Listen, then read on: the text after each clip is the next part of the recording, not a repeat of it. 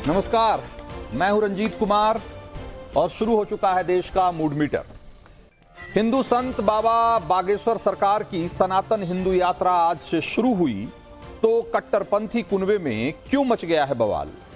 बरेली के मौलाना से लेकर समाजवादी पार्टी की नींद क्यों उड़ी हुई है, ये बताएंगे आपको। और देश के मूड मीटर की दूसरी स्टोरी में करेंगे पड़ताल कि ट्रंप के सत्ता संभालने से पहले रूस यूक्रेन की जंग अचानक से क्यों भड़क गई है और क्या ट्रंप वाकई युद्ध रोकने में कामयाब हो पाएंगे।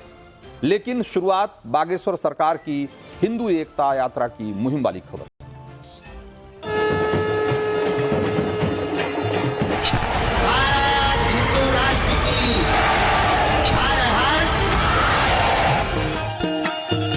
भारत में हिंदुओं को एक करने का, सनातनियों को जगाने का दृढ़ था। वही सपना है, वही उद्देश्य है, वही हमारा लक्ष्य है।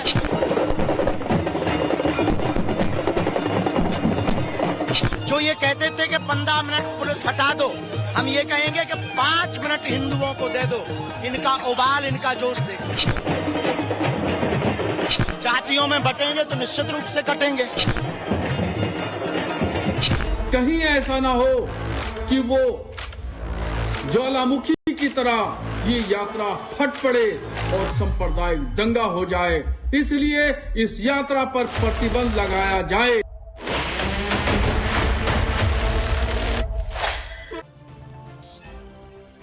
तो बाबा बागेश्वर ने आज से सनातन हिंदू यात्रा या यूं कहें कि पद यात्रा की शुरुआत कर दी है। मध्य प्रदेश के छतरपुर से यात्रा की शुरुआत हुई और उद्देश्य है कि भारत का सोया हुआ हिंदू समाज जागे, जाति पाति के बंधन को तोड़कर एकजुट हो, अपनी सनातन संस्कृति और विरासत के लिए सजग हो और हिंदू होने की अपनी धार्मिक पहचान पर उसी तरह गर्व करे जिस तरह दुनिया के दूसरे धर्मों को मानने वाले लोग करते हैं। बाबा बागेश्वर सरकार की पदयात्रा से जो शुरुआती तस्वीरें आ रही है, उससे लगता है कि उनकी इस यात्रा को जबरदस्त जन समर्थन मिल रहा है। हिंदू एकता की उनकी अलख पर हजारों की तादाद में लोग यात्रा में शामिल हो रहे हैं। लोग उनसे मिलने और आशीर्वाद लेने के लिए आतुर दिखाई दे रहे हैं। बागेश्वर सरकार की हिंदू एकता यात्रा की सफलता की एक तरीके से पहली झलक है, लेकिन अभी से कट्टरपंथी जमात की नींद उड़ी हुई। वो कह रहे हैं कि ये यात्रा सांप्रदायिक है। सनातन हिंदू एकता यात्रा शुरू होने से पहले ही किस तरह ये इसको रोका जाए, इसके लिए किस किस तरह की बातें कही जा रही है, आप सुनेंगे तो हैरान रह जाएंगे। इसके लिए दंगे का डर दिखाया जा रहा है, जो कि कायदे से एक तरह की धमकी है। ऑल इंडिया मुस्लिम जमात के मुखिया और बड़े मौलाना हैं शहाबुद्दीन रिजवी। एक बार जरा उनको सुनिए कि बाबा बागेश्वर की पद यात्रा को लेकर वो क्या क्या कह रहे हैं। इस तरीके से यात्राओं का कोई औचित्य नहीं है, कोई मतलब नहीं है। रियासत में जिन जिन रियासतों में उनकी यात्राएं जाएं या जो बॉर्डर्स पड़ें, उसको सील कर देना चाहिए और इनकी यात्रा पर प्रतिबंध लगाना चाहिए। इनकी यात्रा हिंदू राष्ट्र को, हिंदुस्तान को हिंदू राष्ट्र बनाने वाली यात्रा है। धीरेन्द्र शास्त्री चाहते हैं इसको हिंदू राष्ट्र बनाना, तो ये नफरत भरी यात्रा इनकी शुरू होने वाली है। कहीं ऐसा ना हो कि वो ज्वालामुखी की तरह ये यात्रा फट पड़े और सांप्रदायिक दंगा हो जाए, इसलिए इस यात्रा पर प्रतिबंध लगाया जाए। तो जिस देश में हिंदू बहुसंख्यक हैं, वहां हिंदू पहचान से जुड़ी यात्रा निकालना सांप्रदायिक कैसे हो सकता है और उससे भी बढ़कर उसको खतरनाक कैसे बताया जा सकता है। आखिर मौलाना रिजवी इस यात्रा को लेकर इतने बेचैन क्यों दिखाई देते हैं? तो इस सवाल का अगर जवाब समझना हो तो पहले रिजवी जैसे मौलानाओं की फितरत को समझिए। भारत को रिजवी वही मौलाना है जो ये कहने से जरा नहीं हिचकते कि राजनीतिक दलों को अगर मुस्लिम वोट चाहिए तो मुस्लिम एजेंडे को सपोर्ट करें। और वो मुस्लिम एजेंडा क्या होता है, जरा इसको भी जानिए। वो एजेंडा है भारत में पैगंबर इस्लाम बिल लागू करवाना, जो एक तरह का शरिया कानून है। उनका एजेंडा है वक्फ संशोधन कानून को पास होने से रोकना, ताकि वक्फ के नाम पर जमीन कब्जे की मनमानी देश भर में बेरोक टोक चलती रहे। वो एजेंडा है देश में समान नागरिक संहिता को लागू करने से रोकना, ताकि पर्सनल लॉ के नाम पर मौलानाओं की दुकानें चलती रहे। रिजवी जैसे लोगों का एजेंडा कोई देश के विकास का एजेंडा, समाज के सुधार का एजेंडा नहीं है। रिजवी जो ये कहते नहीं थकते कि मुसलमानों के लिए मजहबी आधार पर गोलबंद होना जरूरी है, गजब देखिए कि वही रिजवी अब सनातन हिंदू एकता यात्रा पर सवाल उठा रहे हैं। अब आप समझ पा रहे होंगे कि हिंदू समाज की एकजुटता के ख्याल से ही एक कट्टरपंथी जमात क्यों घबरा जाता है। भारत के हिंदू अपनी सनातनी पहचान को लेकर सजग हों, इसमें किसी को क्या दिक्कत हो सकती। लेकिन रिजवी जैसे तमाम लोग जो इस यात्रा से बौखलाए हुए हैं, हिंदू सनातन एकता यात्रा शुरू करने वाले बाबा बागेश्वर सरकार को भी इस बात का अंदाजा है। एक बार बाबा बागेश्वर को भी सुनिए कि वो क्या कह रहे हैं अपनी यात्रा को लेकर और इस यात्रा पर जो सवाल खड़े हो रहे हैं उसको लेकर। भारत में हिंदुओं को एक करने का, सनातनियों को जगाने का दृढ़ था, वही सपना है, वही उद्देश्य है, वही हमारा लक्ष्य है। हमें लगता हनुमान जी ने इसी के लिए हम पर कृपा की है। जो जात पात में हिंदुओं का विभाजन हो रहा, जो बिछड़े और पिछड़े लोगों का, एक मिनट रुको, चल रहे हो? ये तस्वीरें देखिए, लोगों से मिलते हुए लगातार आगे बढ़ रहे हैं। ये जो पिछड़े और बिछड़े लोग हैं, जिनसे हम मिल नहीं पाए, जिनसे बात नहीं हो पाई, देखना कोई गिर ना जाए, किसी को चोट ना लगे, देखना किसी को धक्का मुक्की ना। तो हमारे मन में यही था कि हर हाल में हम इन पिछड़े और पिछड़े लोगों को मिल पाएं।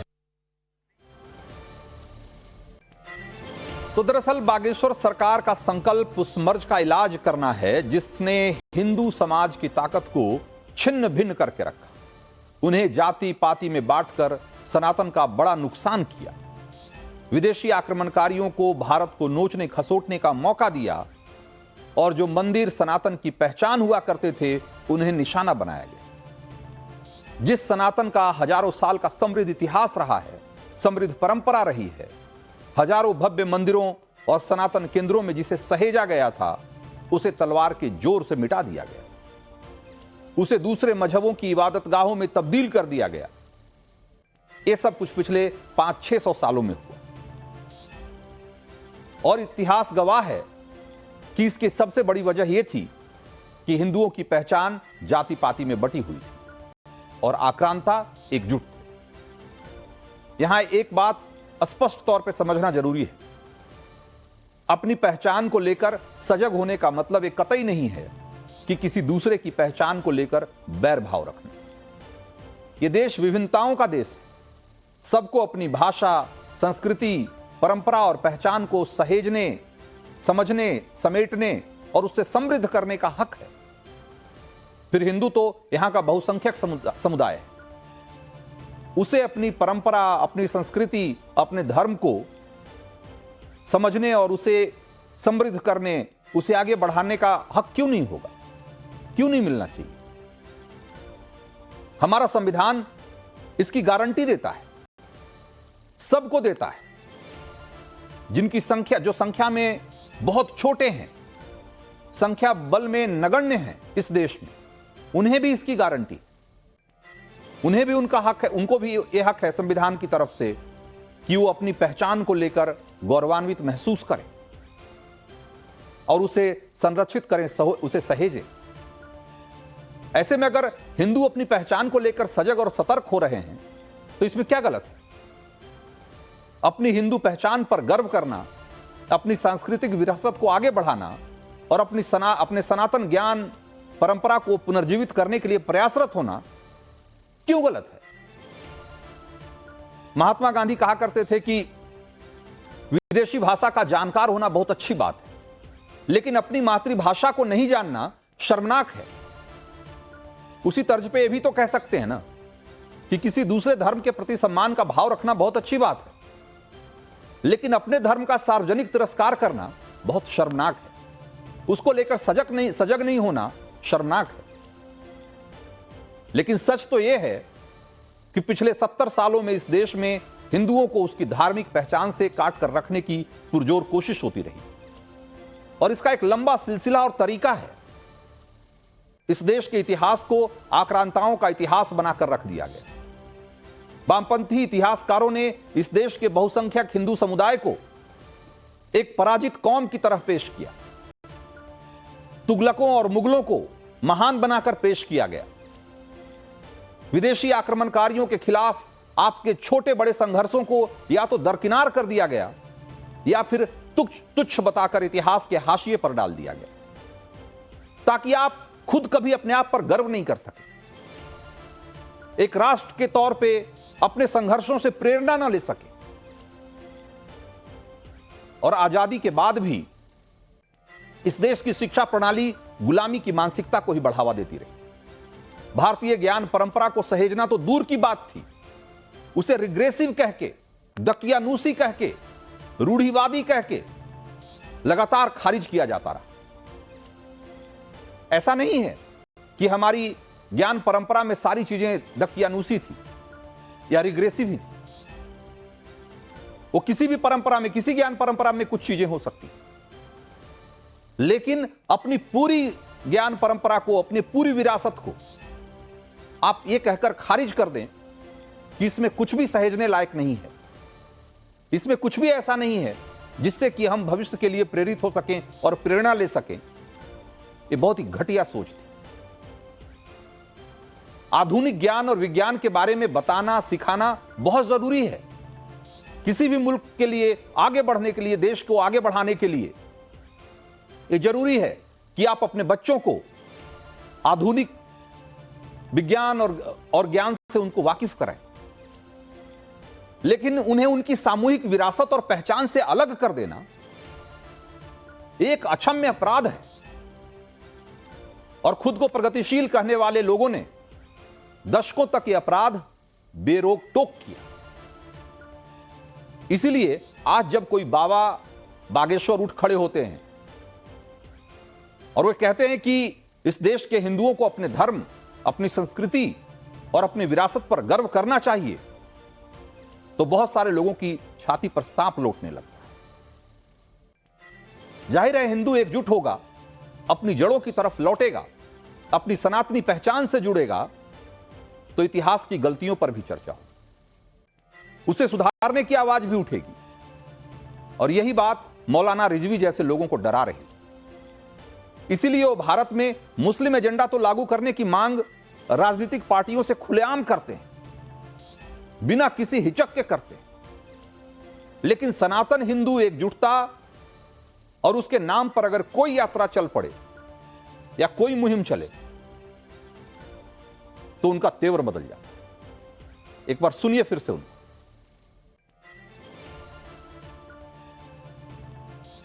वो कभी भारत को हिंदू राष्ट्र बनाने का झंडा लेकर के घूमते हैं और कभी मुसलमानों को वो धमकी देते हैं और कभी वो अपने आश्रम में धर्मांतरण का काम कराते हैं। 100 से ज्यादा मुसलमानों को वो हिंदू बना चुके हैं। धर्मांतरण के मामले में वो दोषी पाए गए हैं। और अब जो आज से उनकी यात्रा निकलने वाली है और ये यात्रा 160 किलोमीटर चलेगी, ये नफरत भरी यात्रा होगी और इससे पूरे देश का माहौल खराब करने वाला होगा। तो मौलाना रिजवी बागेश्वर सरकार पर नफरती एजेंडा चलाने का आरोप लगा रहे हैं। और समाजवादी पार्टी के पूर्व सांसद हैं एचटी हसन, वो बागेश्वर बाबा की पदयात्रा में सियासी मायने ढूंढ रहे हैं। एचटी हसन तो यहां तक कह रहे हैं कि सीएम योगी की तरह बागेश्वर सरकार के मन में भी कोई राजनीतिक सपना पल रहा है। एचटी हसन का बयान भी एक बार जरा सुनिए। से योगी आदित्यनाथ जी यहाँ के चीफ मिनिस्टर हुए हैं, कुछ बाबाओं में भी ये होड़ लग गई है कि शायद वो भी उनके मुकाम तक पहुंच जाए। बाबाओं का काम ऊपर वाले की इबादत करना है, पूजा करना है। क्या हिंदू भाई क्या बिखरे हुए हैं, टूटे हुए हैं, तो जोड़ क्यों रहे हैं? वो क्या जोड़ेंगे? हिंदू भाई तो सब साथ हैं। और मैं तो ये कहूंगा कि हिंदू मुसलमान सब साथ हैं। सियासत अलग बात है, लेकिन हमारे दिली ताल्लुकात एक दूसरे से बहुत अच्छे हैं। तो समाजवादी पार्टी नेता एचटी हसन की जुबान पर भी कमोबेश वही बात है जो मौलाना रिजवी बोल रहे हैं। फर्क सिर्फ यह है कि उनका अंदाज राजनीतिक। वो सनातन हिंदू एकजुटता यात्रा को खारिज करने के लिए तर्क कमोबेश वही दे रहे हैं, लेकिन वो उसे थोड़ा सा राजनीतिक रूप से ट्विस्ट कर दे रहे हैं। भारत में हिंदू एकजुट है और मुसलमान भी उनके साथ है, ये सारी बातें वो जरूर कहते हैं, लेकिन राजनीतिक सच्चाई क्या है ये सब जानते हैं। इस देश में हिंदू को कभी भी राजनीतिक ताकत बनने नहीं दिया गया। उसे जाति और संप्रदायों में बांट कर रखा गया ताकि वो अपनी सनातन पहचान को लेकर कभी भी सजग न हो। लेकिन आज जब हिंदुत्व इस देश की राजनीति के केंद्र में आ चुकी तो हिंदुओं को बांट कर राज करने वाले लोग परेशान हैं। योगी आदित्यनाथ जैसे नेता इस बात को बहुत बेबाक तरीके से कह देते हैं और मंचों से कह देते हैं। एक बार योगी आदित्यनाथ का एक ताजा बयान सुनिएगा। याद करिए, 500 वर्षों से सनातन धर्मावलंबी अयोध्या के लिए आंदोलन करता रहा। लाखों की संख्या में मारा गया, बलिदान हुआ। कई पीढ़ियां केवल एक संकल्प के साथ कि अपने जीवन में एक ही संकल्प था कि मैं अयोध्या में रामलला को विराजमान होता हुआ देख लूं, लेकिन वे अपने उस संकल्प को मूर्त रूप लेते हुए नहीं देख पाए। लेकिन जब पूरा समाज एकजुट होकर के लड़ाई लेता है, एक भाव के साथ बोलता है, एक साथ एक प्रकार की सरकारें केंद्र और राज्य में आती हुई दिखाई दी और एक साथ आई। जो समस्या 500 वर्षों से समाधान नहीं हो रही थी, मात्र 2 वर्ष में उस समस्या का समाधान हो गया। मात्र 2 वर्ष में।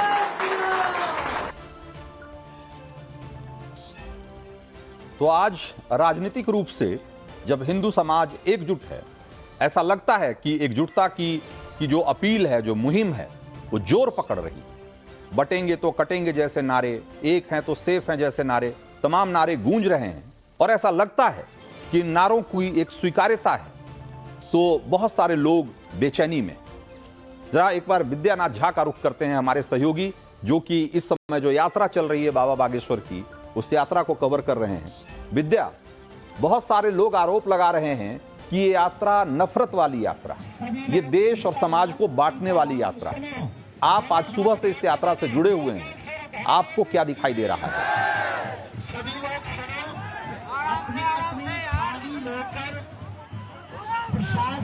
जी देखिए, बहुत क्लियर सी बात है। और चाहे यहाँ पर जो लोग शामिल हुए हैं हजारों की संख्या में इस यात्रा में, रंजीत जी जरा मैं तस्वीर दिखाना चाहता हूँ, क्योंकि मैं जहाँ इस वक्त खड़ा हूँ ये पदयात्रा वहीं पहुंच गई है और बाबा बागेश्वर यहीं पर पहुंचे हैं, उनका स्वागत किया जा रहा है।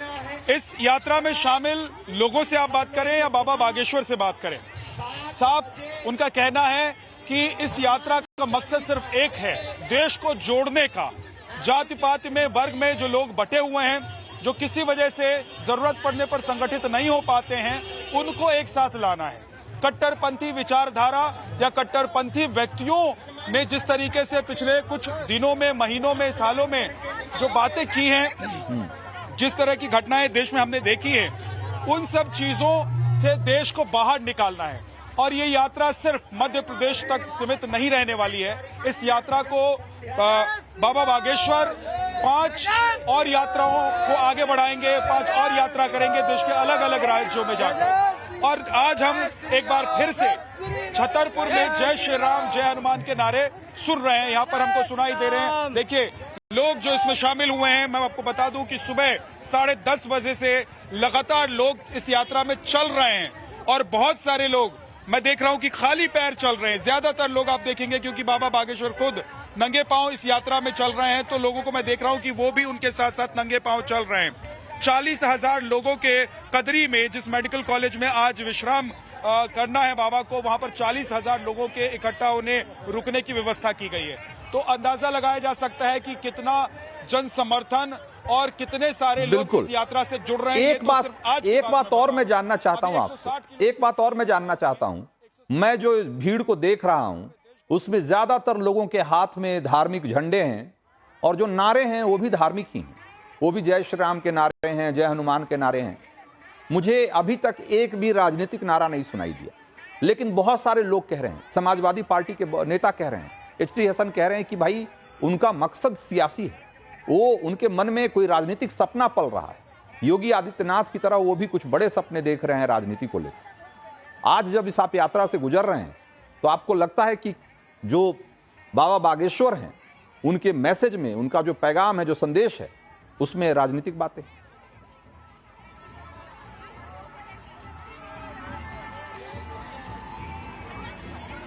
मुझे लगता है कि बाबा बागेश्वर अगर देश के किसी भी हिस्से में आज जाकर चुनाव लड़ना चाहते हैं तो वो बड़ी आसानी से चुनाव जीत सकते हैं। जन समर्थन कितना उनके पास है ये सब जानते हैं, ये किसी को बताने की जरूरत नहीं है रंजीत जी। लेकिन एक डर जो बाबा बागेश्वर के विरोधी हैं या जो हिंदू राष्ट्र के विरोधी हैं या फिर सनातनी जाग जाएं, इसका विरोध करने वाले जो लोग हैं उनके मन में है कि अगर बाबा बागेश्वर ने मध्य प्रदेश से निकलकर बाकी राज्यों में भी इस तरह की यात्रा निकाल दी तो फिर देश में सनातनी एक बार जाग जाएंगे तो उनकी दुकान बंद हो जाएगी। लेकिन जो आप कह रहे थे कि यहाँ नारे जय श्री राम के सुनाई दे रहे हैं, जय हनुमान के सुनाई दे रहे हैं, लोगों के हाथ में भगवा पताका है, मैंने एक भी व्यक्ति के हाथ में एक डंडा तक नहीं देखा है। तो ऐसे में जो लोग विरोध कर रहे हैं इस यात्रा की, जो लोग कह रहे हैं कि इस यात्रा को रोक देना चाहिए, जो ये कह रहे हैं कि ये यात्रा राजनीतिक है, उनको जरा यहाँ की तस्वीर आकर देखनी चाहिए। और बड़ी बात ये है रंजीत जी कि आज दिग्विजय सिंह के बेटे इस यात्रा में, जब ये यात्रा शुरू हुई तो वो शामिल हुए। उनसे जब पूछा गया कि इस यात्रा में वो क्यों पहुंचे हैं तो उन्होंने कहा क्योंकि वो सनातनी हैं। तो हर किसी को ये महसूस हो रहा है, चाहे वो कोई राजनीतिक पार्टी का व्यक्ति हो या कोई आम व्यक्ति हो, हर किसी को ये महसूस हो रहा है कि सनातनियों को जागने का, सनातनियों को जागृत करने का या फिर एक तरीके से आंदोलन चलाने का काम अगर बाबा बागेश्वर ने शुरू किया है तो उसमें शरीक होना है। लेकिन कुछ लोगों को जिनकी तकरीरें आप सुना रहे थे, जिनके बयान आप दिखा रहे थे या जिनके बारे में आप बता रहे थे, उनको इस बात का डर है कि अगर देश के 125 करोड़ से ज्यादा सनातनी जाग जाते हैं तो उनकी न सिर्फ दुकान बंद होगी बल्कि कट्टरता की जो लगातार दिन रात सुबह शाम वो बातें करते हैं, वो बातें भी वो नहीं कर पाएंगे क्योंकि उन्हें पता है कि फिर उनको जवाब मिलना शुरू हो जाएगा। बिल्कुल, बहुत बहुत धन्यवाद आपका विद्या इस जानकारी के लिए। तो जो विद्या ने जो तस्वीरें दिखाई और जो बातें कही,